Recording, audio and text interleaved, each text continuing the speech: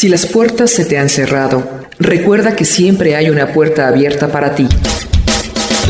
Puerta Abierta, un programa con el doctor Guillermo Torres.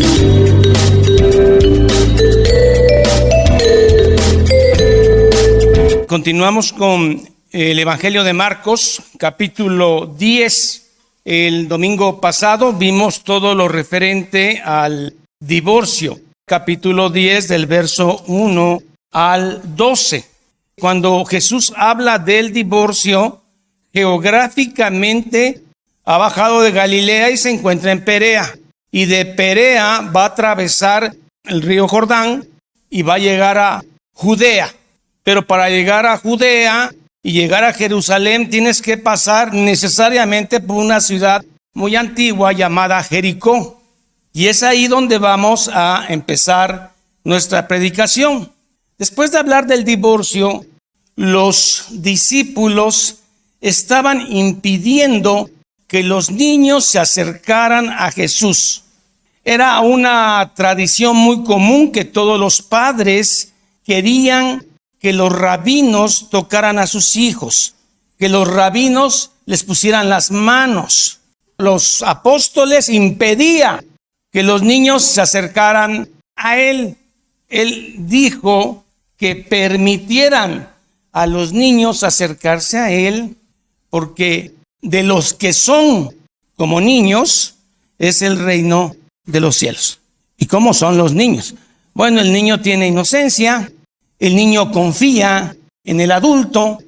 Si el adulto le dice que lo va a llevar tal día a tal lugar, él confía ciegamente. Si el papá le dice que va a regresar, él confía ciegamente. Y hay humildad en el niño, al menos en el niño de esa época, porque ahorita ha cambiado mucho las cosas. Parece que son los que mandan en el hogar. De aquellos que son humildes, de aquellos que confían, que tienen cierto grado de inocencia, no ingenuidad, de tales será el reino de los cielos. Adultos con corazón de niño. Después de ahí aparece un personaje extraño. Primero, extraño por su vestimenta. Aunque Marcos no lo dice, lo agrega a Mateo. Era un hombre rico. Lucas agrega que era joven y líder, probablemente de una sinagoga. Joven, guapo, líder y rico. Tenía todo. Religioso, con una moral intachable. Pero extrañamente él se acerca a Jesús corriendo. Y no era honroso en esa época que un anciano corriera o un hombre rico corriera. Era una falta de respeto a sí mismo. En la parábola del hijo pródigo, cuando el hombre va por su hijo, corre. Y eso no era muy moral que un anciano corriera. Pero a él no le importa los temas de moral, porque su hijo, el que se había perdido, había regresado. De esta misma manera también este hombre levanta sus enaguas finas y deja ver sus muslos, que era algo que no era muy bien visto. Hasta aquí todo va excelente, rico, religioso, joven, inteligente, líder y además aparentemente humilde, porque no le importa subirse sus vestidos con tal de llegar a Jesús, y corona toda esta acción externa con un hincamiento al rey. Pero además tiene la mejor pregunta que debería tener el hombre en esta época, que no es cómo encontrar el éxito, cómo dejar de sufrir, cómo no tener enfermedades. No, la pregunta es la mejor pregunta para esta época. ¿Cómo hago? ¿Qué me falta hacer para tener vida eterna? Que una vez que muera yo siga viviendo. La mejor pregunta, porque es una pregunta de trascendencia. Y es la pregunta que esta sociedad posmoderna y poscristiana evita a toda costa. Porque para ellos es el aquí y el ahora. Veamos el texto. Se llama el joven rico. Al salir él para seguir su camino, Jericó está como a 24 kilómetros de Jerusalén. En Galilea está el mar de Galilea. Y ese mar o ese lago está a 224 metros debajo del nivel del mar, el mar de Galilea. Y luego, si usted se va del mar de Galilea a Jerusalén, son 120 kilómetros. Pero resulta que Jerusalén está a 777 metros por arriba del mar. O sea que usted de Galilea a Jerusalén sube 1000 metros. Jesús va a llegar a una ciudad de las más antiguas del mundo, que es Jericó. Entonces, ¿dónde está Jesús ahorita? En Jericó. ¿A dónde va? Va a ser crucificado. Al salir él para seguir su camino a Jerusalén, se tiene que pasar por Jericó. Vino uno, no dice si es rico, si es pobre. Marcos no describe tanto como Mateo. Vino uno corriendo e hincando la rodilla delante de él, preguntó: Maestro bueno, ¿qué puedo hacer para heredar vida eterna? Jesús conoce todo, ve lo que no vemos, sabe quién es este hombre, sabe si es su seguidor, sabe si lo ama o no. El que no lo sabe es el joven rico. Al joven rico Jesús le va a enseñar quién es él, el joven rico. ¿Por qué me llamas bueno? ¿A qué bueno te refieres? ¿A un bueno terrenal? ¿A un buen maestro? ¿A un buen rabí? Porque hasta donde yo sé, dice Jesús, bueno solo hay uno, y es Dios. ¿Qué tipo de bueno soy? Jesús le dijo: ¿por qué me llamas bueno? Ninguno hay bueno, sino solo uno, Dios. Y usted va a entender más adelante que a lo que se refería el joven rico era a un buen maestro, un buen raboni, un buen rabí. Ninguno hay bueno, sino solo uno, Dios. Jesús no está negando su divinidad, sino está afirmándola. Aquí parece que Jesús va a exponer los requisitos para salvarse, pero no, lo que va a exponer es el alma de este hombre. Va a desnudar a este hombre espiritualmente hablando. No es que para que usted se salve tenga usted que vender todo y dárselo a los pobres. Es la única vez en la Biblia donde Jesús se lo pide a alguien literalmente. Lo que Jesús siempre pide es que nuestro corazón no esté en nuestras riquezas. No es malo ser rico, porque hay hermanos que son ricos, como lo fue Abraham, Isaac, Jacob, Job, en fin. Sino ¿dónde está tu corazón? Y si tu corazón está en tu dinero, no puedes servir a dos amos, a Dios y al dinero. Eso es lo que va a exponer Cristo.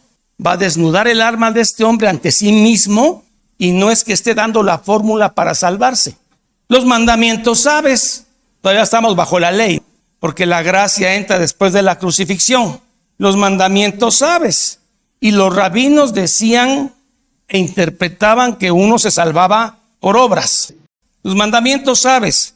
Le da 5 mandamientos, 4 relacionados con el hombre y 1 relacionado con Dios. Dice: no adulteres, palomita. No mates, palomita. No hurtes, palomita. Nunca he robado. No digas falso testimonio. Nunca he mentido, palomita. No defraudes. Una paráfrasis de no codicies, palomita. 5 palomitas. No digas falso testimonio y no defraudes. Y luego, honra a tu padre y a tu madre. No, ahí hasta me pasé. Los tengo como reyes a mis papás. Él entonces se descubre en el versículo que sigue. Él respondió diciendo: todo eso lo he hecho desde mi niñez. Desde mi niñez todo eso lo cumplo. Y ese es un problema muy peligroso aún en nuestra época.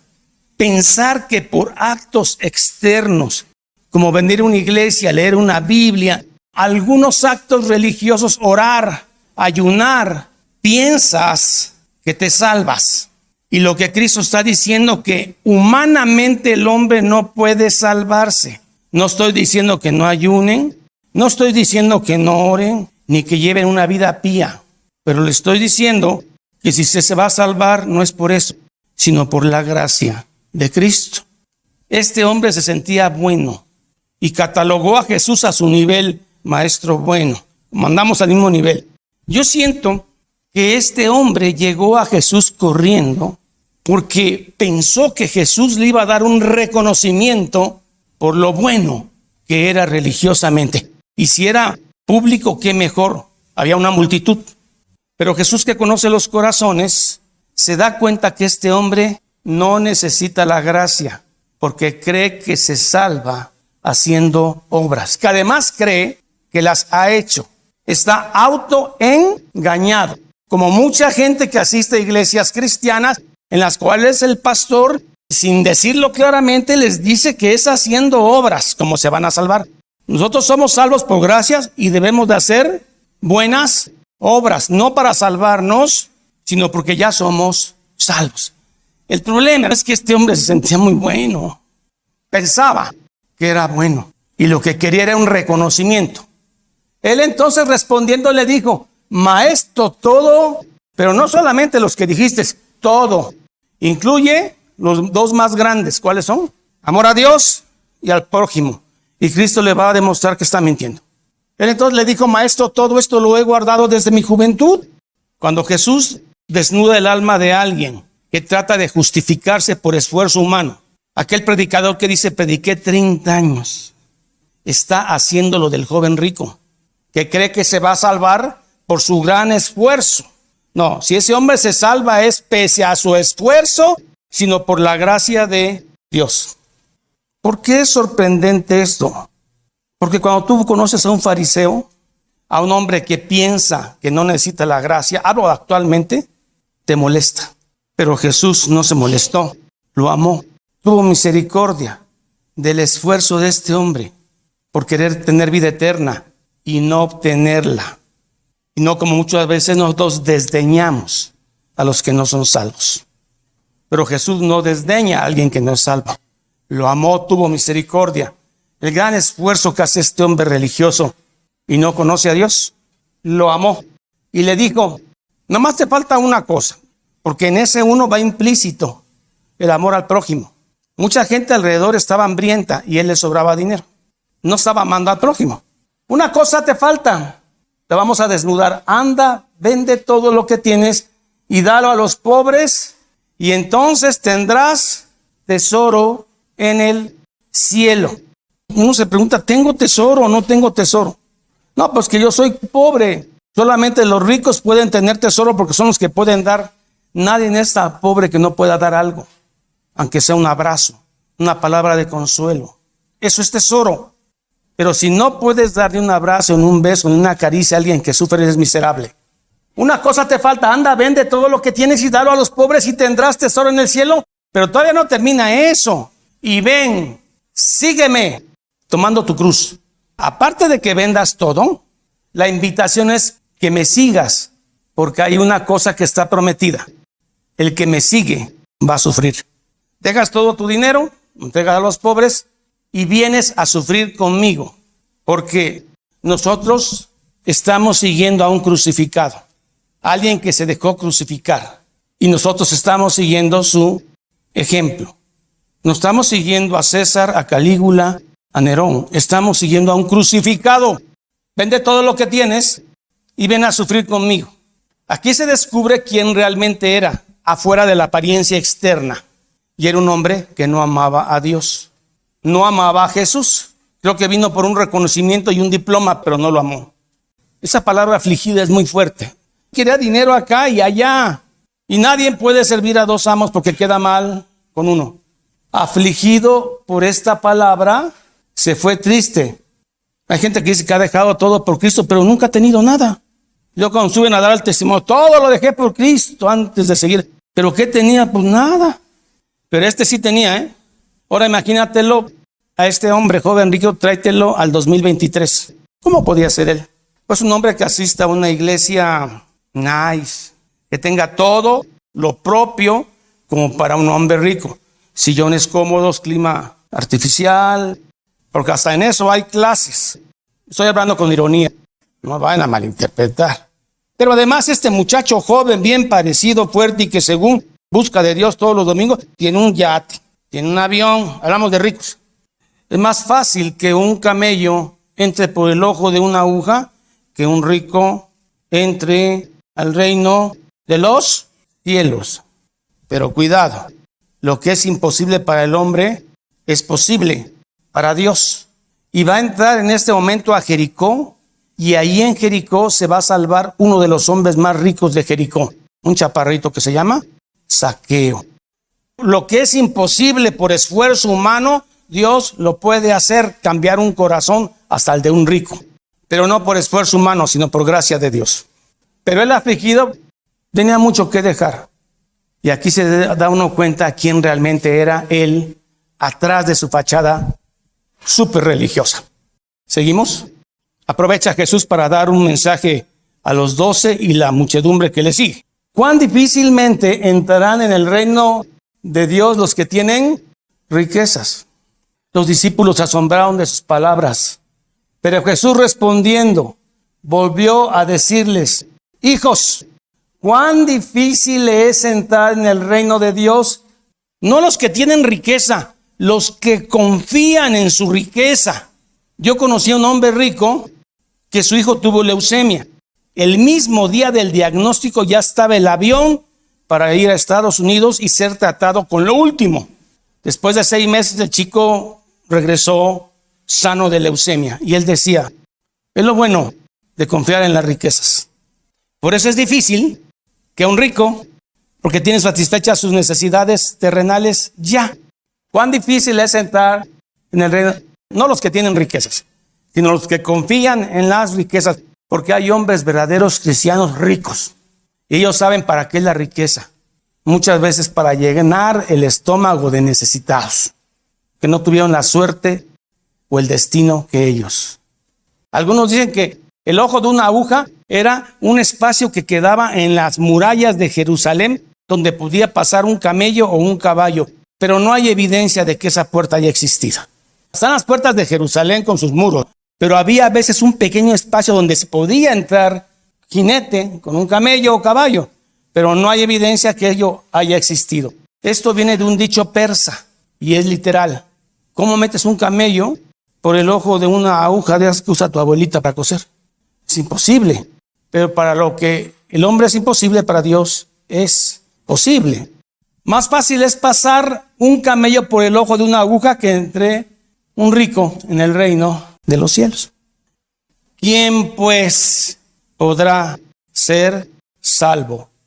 Jesús mirándole les dijo, para los hombres, por esfuerzo humano, por ayuno, oración, claro que hay que hacerlo para el Señor, pero si crees que por eso te vas a salvar, es imposible.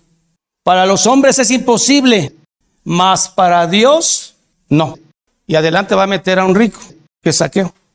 Porque todas las cosas son posibles para Dios. El Dios de los imposibles. El que hace lo imposible posible.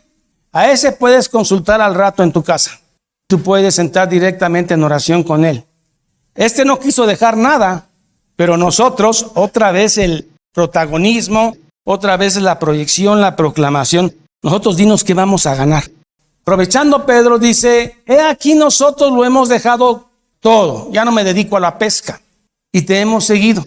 Respondió Jesús y dijo, de cierto os digo que no hay ninguno que haya dejado casa, hermanos, hermanas, padre, madre, mujer o hijos o tierras por causa de mí y del evangelio. No quiere decir que necesariamente vas a dejar todo, como se lo pidió literalmente al joven rico, porque el joven rico es algo, una enseñanza muy particular.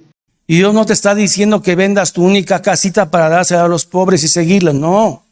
También te está diciendo que no atiendas a los papás, que no honres a tu padre y a tu madre, que no atiendas a tus hermanas si se les ofrece algo. No, está diciendo lo siguiente, que muchas veces cuando te conviertes al verdadero cristianismo, muchas veces pierdes padre, madre, hermanas, hermanos, tierrita que te iba a tocar, pero ahora por ser creyente te va a castigar y no te va a dar nada. Nosotros que dejamos padre, madre, ¿qué tendremos? Esta parte la amplía mejor Mateo que Marcos. 30. Aquel va a recibir 100 veces más ahora en este tiempo. Ahí es donde me pone en conflicto, más ahora en este tiempo, casas, hermanos, madres, hijos, tierras. Pero toda bendición viene generalmente con un sufrimiento antes, pero con persecuciones.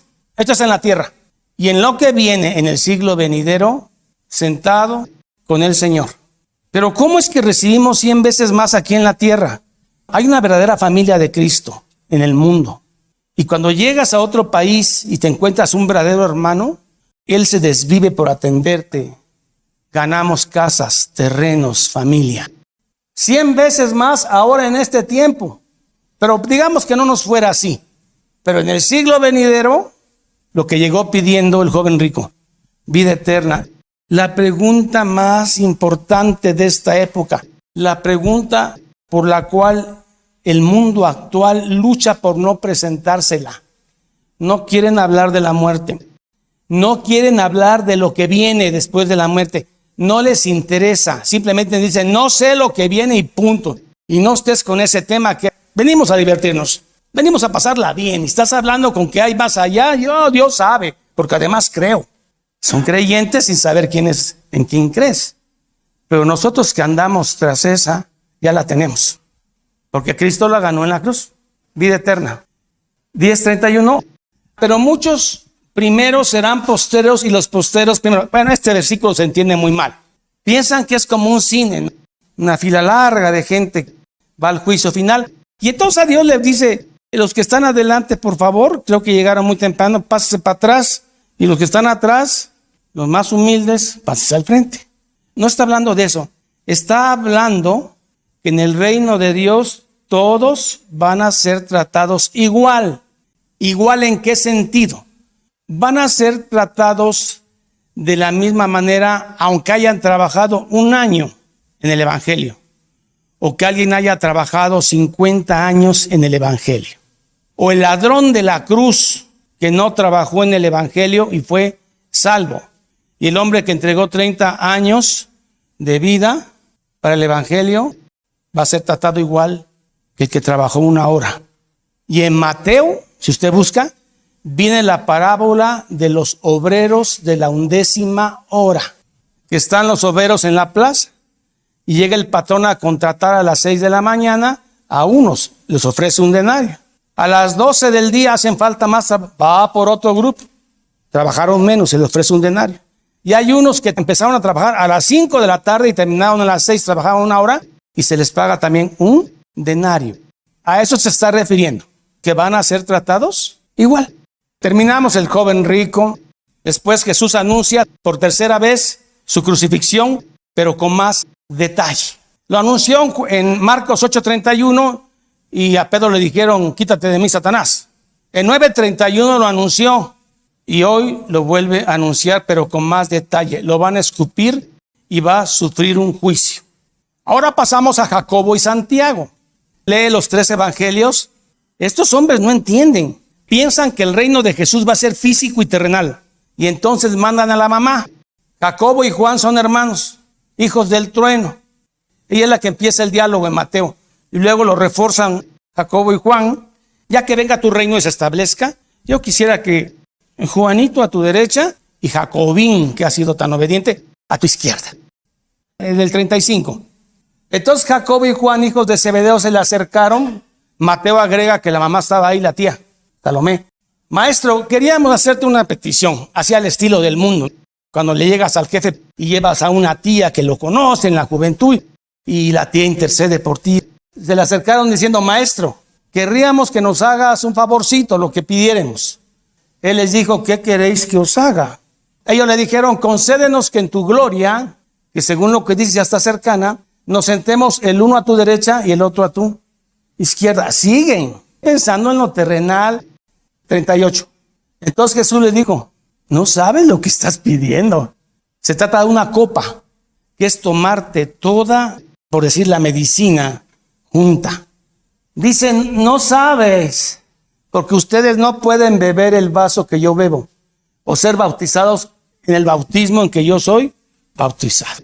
Romanos dice que Jesús fue bautizado en su muerte, se sumergió, y nosotros también nos bautizamos en la muerte de Cristo, para también así ser resucitados.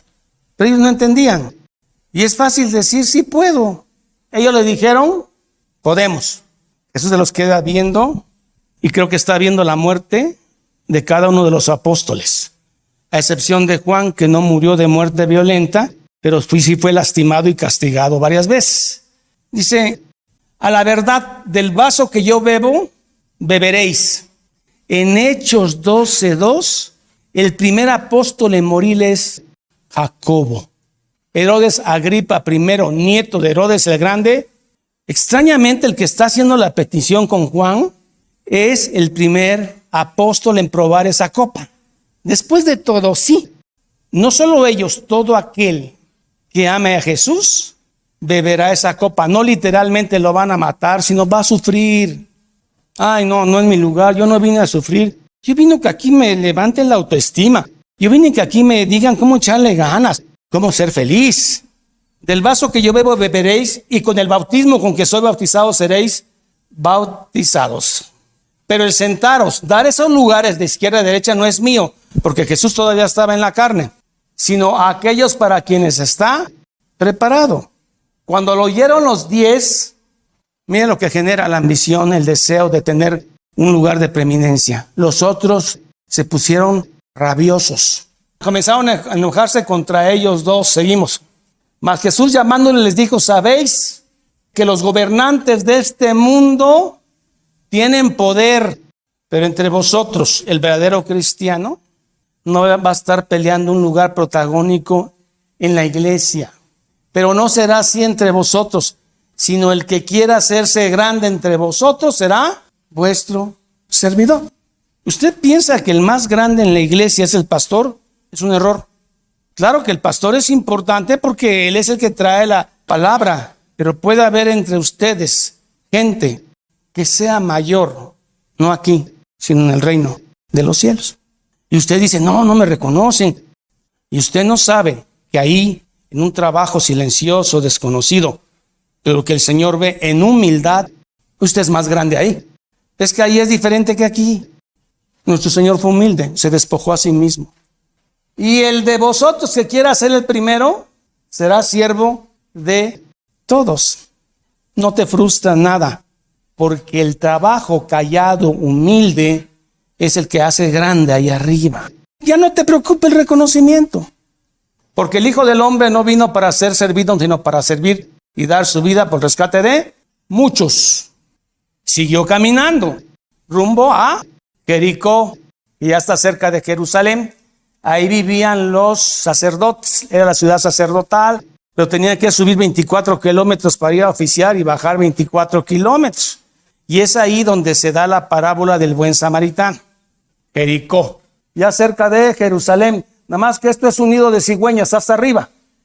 Hay discrepancia en Mateo, Marcos y Lucas, porque unos dicen que Jesús entraba a Jericó y otros dicen que Jesús salía de Jericó cuando cura a Bartimeo.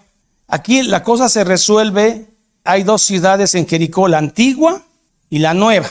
Cuando tú sales de una, entras a la otra. Entonces puede ser que alguien dijo, estaba entrando a la nueva y el otro saliendo de la vieja.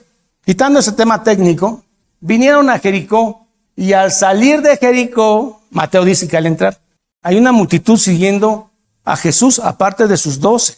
En esos caminos había mucha gente menesterosa, pidiendo caridad, misericordia, principalmente los ciegos, los enfermos, tenían el estigma de que por algo estaban enfermos.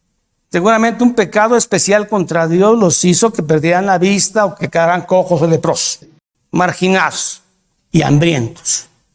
Jesús empieza a caminar en una multitud, tiene que ir a la cruz y de repente se oye la voz entre la multitud que dice, Hijo de David, ten misericordia de mí. Y empezó a gritar fuerte y eso molesta.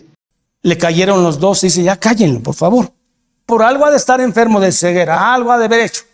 Jesús sigue caminando con la multitud y este hombre se desespera y dice, Hijo de David, si no eres tú y si no es ahora, ¿cuándo te vuelvo a encontrar en mi camino? Y este ciego le da un título mesiánico a Jesús, Hijo de David, cosa que el joven rico no lo hizo. Solo le dijo, eres bueno. Vamos al texto. Vinieron a Jericó y al salir de Jericó, él y sus discípulos y una gran multitud, Bartimeo, Bar quiere decir siempre hijo de. Bartimeo es hijo de Timeo. Bartimeo el ciego, hijo de Timeo, estaba sentado junto al camino, estirando la mano. Lo único que tenía era la capota. La capota era valiosa. Usted pierde una capota hoy y se va usted a la ropa americana y compra 3. Pero la capota, y era una capota de cuero, que el que la tenía le iba muy bien porque en ella dormía, se tapaba de los vientos, de la lluvia y sobre todo de las arenas del desierto, quemaban los ojos y no te dejaban ciego. Y además a un mendigo le servía para ponerla en el piso y ahí la gente aventaba las monedas. Era todo para él, la capota. Hijo de Timeo, oyendo que era Jesús Nazareno, comenzó a dar voces y a decir: Hijo de David, tú eres el Mesías. Ten misericordia de mí. Y muchos le reprendían para que se callase. Pero él, ¿sabes quién hace eso? Una gente desesperada con su vida, con su ceguera, con su mundo de oscuridad. Gente que reconoce que es pecador y sin la gracia de Cristo no se salva. Desesperadamente: Hijo de David, conóceme. Hay miles alrededor de ti, pero conóceme. Me llamo Bartimeo. Si tú no me conoces, nadie me va a conocer. Soy un escoria humana. Soy un miserable, un pordiosero, ciego, en una sociedad malvada, quemándome en el sol por unas monedas. Hijo de David, ten misericordia de mí. Ya no importa si haces el ridículo, no importa si la gente se ríe. Estás desesperado y dices: ten misericordia de mí. Jesús oye eso, aunque él oye todo. Entonces Jesús, deteniéndose por uno, y además ciego y pobre, mandó a llamarle. Y llamaron al ciego diciéndole: levántate, te está llamando. Así como acaba de llamar al joven rico y él se fue. Te llama. Y entonces, arrojando su capa, esto es un simbolismo más grande, que además no quiero espiritualizar tanto el versículo y dar analogía sobre el capote. Lo que es cierto es que el capote lo era todo para él, pero el capote ya no importa. Vas a ver al rey. Puedes salir de tu mundo oscuro, por fin puedes recobrar la vista. Entonces, arrojando su capa, se levantó y vino a Jesús. Aclaro, Mateo dice que eran 2 ciegos.